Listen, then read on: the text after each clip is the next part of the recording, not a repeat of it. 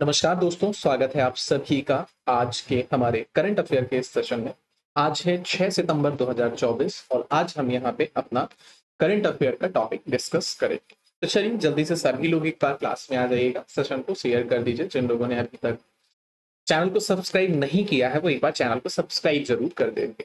आगे बढ़ते हैं आज के फर्स्ट क्वेश्चन से। क्वेश्चन नंबर फर्स्ट यहाँ पे हमारी स्क्रीन में आज का लिखा हुआ है। ये लिखा है SAFF पुरुष U20 under 20 championship football tournament किसने जीता है। तो हाल ही में जो अंडर 20 चैंपियनशिप फुटबॉल टूर्नामेंट हुई थी, इसको जीता है अभी किसने, तो बांग्लादेश ने जीता है। याद रखिएगा किसने जीता सर, तो बांग्लादेश ने जीता है। राइट ऑप्शन जो हमारा यहाँ पर बनेगा ये बनेगा बांग्लादेश। ठीक है, SAFF under 20 championship football tournament Bangladesh ने फाइनल में मेजबान नेपाल को 4-1 से हराकर अपनी पहली यानी कि साउथ एशियन फुटबॉल फेडरेशन पुरुष अंडर 20 चैंपियनशिप जीती है। दक्षिण एशियाई फुटबॉल महासंघ जीता है। किसको हराया है? नेपाल को हराया। किसने हराया? बांग्लादेश ने हराया।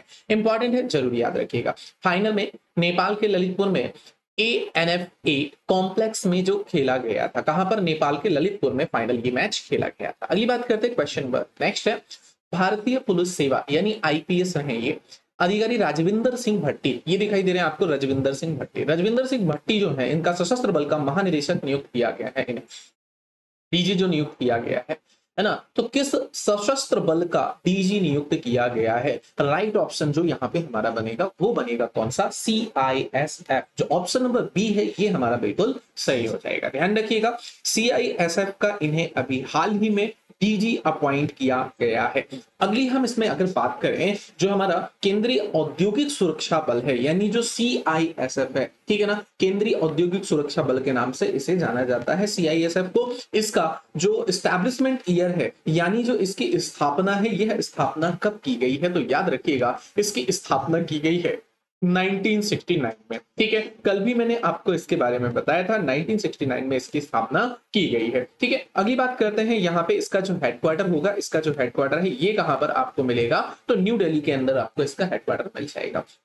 देखिए कुछ नई नियुक्तियां हैं, जैसे मध्य वायु कमान के air officer commanding in chief. ठीक है, तो air officer commanding in chief ये है एयर मार्शल आशुतोष दीक्षित। वहीं उप वायुसेना प्रमुख है एयर मार्शल तेजिंदर सिंह, है ना। प्रोजेक्ट सीवर्ड के महानिदेशक हैं वाइस एडमिरल राजेश धनखड़ है। राष्ट्रीय सुरक्षा गार्ड यानी NSG नेशनल सिक्योरिटी गार्ड के महानिदेशक ये हैं बी श्रीनिवासन। कौन है? बी श्रीनिवासन। और ITBP की बात करें तो ITBP के अतिरिक्त महानिदेशक हैं कौन? संजीव रैना। अगला क्वेश्चन है, भारत में शिक्षकों के लिए राष्ट्रीय पुरस्कार पहली बार किस वर्ष शुरू किया गया था? ठीक है, तो क्या क्वेश्चन पूछ रहा है? सिंपल सा क्वेश्चन है, ये पूछा जा रहा है कि भारत में शिक्षकों के लिए राष्ट्रीय पुरस्कार पहली बार किस वर्ष शुरू किया गया था।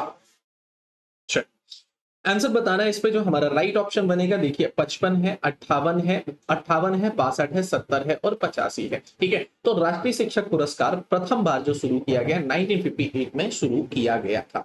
फिर हाल ही में अंतरराष्ट्रीय चैरिटी दिवस, चैरिटी का मतलब क्या होता है? दान दिवस के रूप में भी इसे जाना जाता है। किसके रूप में जाना जाता है सर? दान दिवस या चैरिटी दिवस के रूप में इसे जाना जाता है। ठीक है, तो राइट ऑप्शन जो हमारा बनेगा, शिक्षक दिवस के साथ ही साथ चैरिटी डे यानी कि दान दिवस भी मनाया जाता है। तो ये डे याद रखिएगा कि शिक्षक दिवस के साथ में एक और कौन सा दान दिवस मनाया जाता है। ठीक है, 5 सितंबर को अंतरराष्ट्रीय दान दिवस यानी इंटरनेशनल चैरिटी डे मनाया जाता है। ठीक है, और जो ये है इसके बाद संयुक्त राष्ट्र संघ ने 2012 में हर साल 5 सितंबर को अंतरराष्ट्रीय दान दिवस मनाने की इसकी घोषणा करी थी, है ना। भारत में दान देने की जो प्रथा है वैसे भी आपको पता है प्राचीन काल से ही चली आ रही है। अगला है, उत्तर प्रदेश के मुख्यमंत्री योगी आदित्यनाथ ने राज्य में कितने फुटबॉल स्टेडियम बनाने की घोषणा करी है?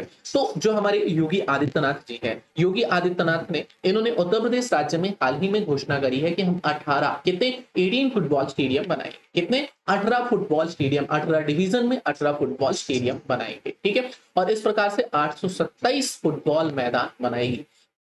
सेमीकंडक्टर के क्षेत्र में, सेमीकंडक्टर के क्षेत्र में अभी कल भी मैंने आपको सेमीकंडक्टर से रिलेटेड एक क्वेश्चन कराया था। इसमें भारत और किस अन्य देश के साथ 4 MOU पर हस्ताक्षर किए गए हैं? ठीक है, MOU पर हस्ताक्षर किए गए हैं। तो ये किए गए हैं किसके साथ में? सिंगापुर के साथ में। याद रखिएगा, सिंगापुर के साथ में यहाँ पर MOU पर हस्ताक्षर किए गए हैं। ठीक है, वोंग के निमंत्रण पर मोदी अभी 2 दिन को सिंगापुर की यात्रा पर ही है। ठीक है ना, अभी ये जो है हमारे नरेंद्र मोदी जी अभी कहाँ है? सिंगापुर की यात्रा पर है।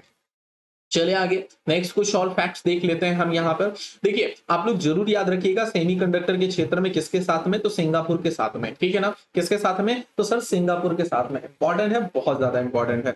अब देखिए, सिंगापुर की कैपिटल की भी अगर हम बात करें ना, तो सिंगापुर की जो कैपिटल है सिंगापुर ही है, ठीक है। सिंगापुर की जो कैपिटल है ना सर, तो ये कौन सी है, सिंगापुर ही आपको मिलेगी, ठीक है। यहाँ पर जो आपको लैंग्वेज मिलेगी, तो भाई साहब लैंग्वेज लैंग्वेज कौन सी मिलेगी आपको, यहाँ पर इंग्लिश मिलेगी, ठीक है। इंपॉर्टेंट जो लैंग्वेज मिलेगी वो आपको कौन सी मिलेगी, इंग्लिश ही मिलेगी, ठीक है। फिर जो वोंग मैंने नाम लिया था, ये देखिए यहाँ पे लिखा हुआ है, तो वोंग यहाँ के कौन है, तो वोंग यहाँ के प्राइम मिनिस्टर है, ध्यान रखिएगा। प्रधानमंत्री है कौन, यहाँ पे वोंग है, ठीक है। और साथ ही साथ जो थर्मन साहब है, ये यहाँ के प्रेसिडेंट है। अगली बात करते हैं, क्वेश्चन नेक्स्ट है, सरकार ने विश्वस्य ब्लॉकचेन टेक्नोलॉजी खाली स्थान का लोकार्पण किया है, जिसका नाम है, देखिए सरकार ने विश्वस्य ब्लॉकचेन टेक्नोलॉजी स्टैग नाम से लोकार्पित किया है। कौन सा, जो ब्लॉकचेन टेक्नोलॉजी है स्टैग, इसका लोकार्पण किया है। बात करें, ब्लॉकचेन एक ऐसी प्रौद्योगिकी है जिससे बिटकॉइन नामक मुद्रा का संचालन किया जाता है। बात आती है साहब बिटकॉइन, तो सरल शब्दों में अगर हम बिटकॉइन के बारे में कहें, तो ये एक प्रकार से पब्लिक लेजर कहलाता है। क्या कहलाता है, ये एक पब्लिक लेजर है, यानी सार्वजनिक बही खाता है। इसमें क्या होगा, प्रत्येक लेन देन और ट्रांजैक्शन का रिकॉर्ड दर्ज किया जाता है। इसमें सारे लेन देन और ट्रांजैक्शन का रिकॉर्ड रखा जाता है। नेक्स्ट क्वेश्चन है, हाल ही में ITTF यानी इंटरनेशनल टेबल टेनिस फेडरेशन, क्या है ये, इंटरनेशनल टेबल टेनिस फेडरेशन, याद रखिएगा टेबल टेनिस फेडरेशन, ठीक है। इंटरनेशनल टेबल टेनिस फेडरेशन, इसके बारे में कहा जा रहा है इसका राजदूत नियुक्त किया गया है, तो साहब शरद कमल को नियुक्त किया गया। किसको नियुक्त किया गया है, इंटरनेशनल टेबल टेनिस फेडरेशन का जो राजदूत है वह शरद कमल को नियुक्त किया गया है, ठीक है। वैसे अगर हम ITTF की बात करें, तो ये आपका 1926 में स्थापित हुआ था। कब स्थापना हुई है सर इसकी, तो 1926 में इसकी स्थापना हुई है। हम अगर इसके हेडक्वार्टर की बात करते हैं, तो ये हेडक्वार्टर आपको कहां पर मिलेगा, स्विट्जरलैंड के अंदर मिलेगा, ठीक है। स्विट्जरलैंड के अंदर ही आपको इसका हेडक्वार्टर देखने के लिए मिल जाएगा। और ये पहले भारतीय राजदूत होंगे शरद कमल, और शरद कमल का जो संबंध है यह कहां से है, चेन्नई से है। ध्यान रखिएगा, ये पहले क्या है, इंडियन है, मतलब पहले इंडियन एम्बेसडर बनाए जाएंगे ITTF के, किसके, ITTF के। अगली बात करते हैं, नेक्स्ट क्वेश्चन, ठीक है। क्वेश्चन है, हाल ही में चर्चा में रहा FWD, किसकी बात हो रही है, FWD 200B, क्या है FWD 200B का संबंध किससे है, बुलेट प्रूफ जैकेट है, क्रूज मिसाइल है, लड़ाकू ड्रोन है, या असॉल्ट राइफल है। तो ऑब्वियसली ये जो हमारा है दिखाई दे रहा है आपको, स्वदेशी लड़ाकू विमान है। क्या है, स्वदेशी लड़ाकू ड्रोन है या स्वदेशी लड़ाकू विमान है, ठीक है। ध्यान रखेंगे हम इसके बारे में। और ये एक मानव रहित विमान है, कैसा है ये, मानव रहित विमान है। इंपॉर्टेंट बात इसके बारे में आप लोग जरूर याद रखिएगा, ठीक है। नेक्स्ट बात करते हैं, हाल ही में किस देश ने संयुक्त राष्ट्र की हाई सीज ट्रीटी पर हस्ताक्षर किए, हाई सीज ट्रीटी पर हस्ताक्षर करे हैं। तो हाई सीज ट्रीटी पर यहां पर किस देश ने हस्ताक्षर करे हैं, तो इस पर जो राइट ऑप्शन बनेगा दैट इज मालदीव। अब मालदीव की हम कैपिटल के साथ चले, तो साहब मालदीव की कैपिटल है क्या, माले, ठीक है। मालदीव की कैपिटल क्या है, माले है। मालदीव की करेंसी की अगर हम बात करते हैं, तो मालदीवियन रूपिया है, क्या है, मालदीवियन रूपिया, ठीक है। मालदीवियन रूपिया इसकी क्या है, करेंसी है। प्रेसिडेंट की बात करें तो आप सभी लोग जानते हैं, बहुत हाईलाइटेड नाम रहा है, मोहम्मद मोइजू, क्या नाम है, मोहम्मद मोइजू, ये यहाँ पर क्या है, प्रेसिडेंट है, ठीक है। अभी जब विवाद हुआ था अपना, आपको पता होगा, फिर बार बार मालदीव की तरफ से ये बयान आ रहा था कि हमारे यहाँ पर टूरिस्ट आने लग जाए अगर भारत के, तो हमारी इकोनॉमी अच्छी हो जाएगी, ठीक है। तो ये आपको मोइजू ये नाम याद होगा। किसे भारतीय विज्ञापन मानक परिषद यानी कि बात हो रही है ASCI, है ना, advertising standards council at India of India, इसके नए अध्यक्ष के रूप में चुना गया है। किसे नियुक्त किया गया है, तो साहब पार्थ सिन्हा को नियुक्त किया गया है। किसको, पार्थ सिन्हा को नियुक्त किया गया है। ASCI was established in 1985, 1985 में इसकी स्थापना की गई थी। अगर हम इसके हेडक्वार्टर की बात करें, तो जो इसका हेडक्वार्टर आपको मिलने वाला है ये कहां पर मिलेगा, मुंबई में मिलेगा, मुंबई महाराष्ट्र। नेक्स्ट क्वेश्चन है, NEPA, क्या बात हो रही है, NEPA लिमिटेड के अगले CMD के रूप में किसे नामित किया गया है, ठीक है। NEPA के अगले सीएमडी के रूप में किसे नामित किया गया? That is Arvind Badhera. क्या नाम है? अरविंद बढेरा। नाम याद रखिएगा, भारी उद्योग सार्वजनिक उद्यम मंत्रालय के तहत आने वाले सार्वजनिक उपक्रम नेपाल लिमिटेड के अगले अध्यक्ष सह प्रबंधक निदेशक बनने जा रहे हैं। ठीक है, ध्यान रखेंगे। अगली बात करते हैं सितंबर 2024 में डेंगू। डेंगू देखिए आपको पता है ना कि ये किससे होता है? मच्छर से। अब बात ये क्वेश्चन यहाँ पे पूछा जाता है कि नर मच्छर से होता है, नर मच्छर से होता है कि मादा? आपको बताना है किससे होता है ना। तो डेंगू से लोगों की मृत्यु होने के कारण डेंगू को महामारी रोग के रूप में अधिसूचित किया है। कौन सा ऐसा राज्य है जिसने डेंगू रोग को महामारी के रूप में अधिसूचित किया है? That is option number A, Karnataka. कौन सा ऑप्शन होगा? Karnataka is right option. 2020 Karnataka अधिनियम 26/2020 की धारा 3 के द्वारा कर्नाटक सरकार ने डेंगू को राज्य में महामारी के रूप में अधिसूचित किया है ना।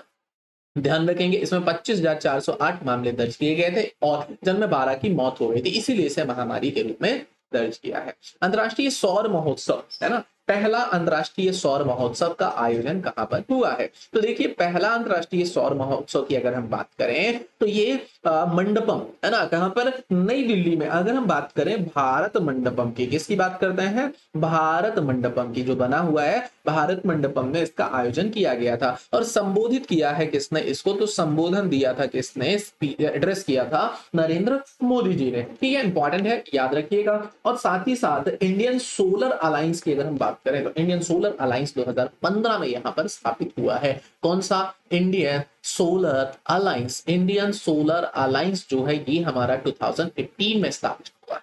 ठीक है, अगली बात करते हैं। नेक्स्ट क्वेश्चन है, हाल ही में ताहिर जमान को किस देश की हॉकी टीम का मुख्य कोच नियुक्त किया गया है? ठीक है, ताहिर जमान को किस देश की हॉकी टीम का मुख्य कोच नियुक्त किया गया है? आंसर करना है आपको, राइट ऑप्शन बताना है। इसमें जो राइट ऑप्शन बनेगा that is option number C. कौन सा? पाकिस्तान। कौन सा option? Pakistan is right option. Option number C हमारा यहाँ पे करेक्ट हो जाएगा। अब देखो, पाकिस्तान के बारे में आपको पता है, इस्लामाबाद। क्या है सर? इस्लामाबाद इसकी क्या हो जाएगी? कैपिटल हो जाएगी। ठीक है, करेंसी की अगर मैं बात करूं तो साहब इसकी जो करेंसी है पाकिस्तानी रुपया। क्या है? पाकिस्तानी रुपया इसकी यहाँ की करेंसी है। ठीक है ना। और अगर हम बात करें यहाँ के प्राइम मिनिस्टर कौन है, तो प्राइम मिनिस्टर है शहबाज साहब। क्या नाम है? शहबाज शरीफ साहब अभी यहाँ पर क्या है? प्राइम मिनिस्टर है। लेकिन अगर बात आती है कि साहब इसके प्रेसिडेंट भी बताइए, तो प्रेसिडेंट कौन है?